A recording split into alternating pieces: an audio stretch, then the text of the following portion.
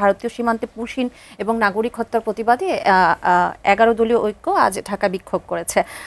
যখনই কোনো সার্বভৌমত্ব বা জাতীয় নিরাপত্তার ইস্যুগুলো আসে তখন আমরা বিভক্ত কেন হই? আমরা কেন জাতীয় ঐক্যমত্যে পৌঁছাতে পারি না? সংখ্যাগরিষ্ঠ আসন নিয়ে বিএনপি সরকারে 214 জন এখন বিএনপির এমপি আছেন 300 জনের মধ্যে। সেই জায়গা থেকে এটা তো মাননীয় প্রধানমন্ত্রী থেকে এই আহ্বান আসবে যে আমার দেশের যে কোনো সার্বভৌমত্বের প্রশ্নে আমার দেশে কেউ যদি যে কোনো ধরনের অবৈধ কোনো ধরনের ক্ষমতার অপব্যবহার করতে চায় আমাদের একসাথে মিলে কাজ করতে হবে। আজকে মাননীয় প্রধানমন্ত্রী কিংবা তার দল থেকে এই ধরনের একটা প্রোগ্রাম ডাকা হোক যেখানে তিনি সকল দলকে আহ্বান করবেন। আমি কথা দিয়ে যাচ্ছি বিরোধী দলের এখানে অংশগ্রহণ সরকারি দলের চেয়ে ন্যূনতম হলেও বেশি হবে, কম হওয়ার কোনো সুযোগ নেই। কিন্তু আমাদের এটা কষ্ট লাগে যে এই প্রোগ্রামটা শুধু বিরোধী দল কেন্দ্রিক করতে হয়।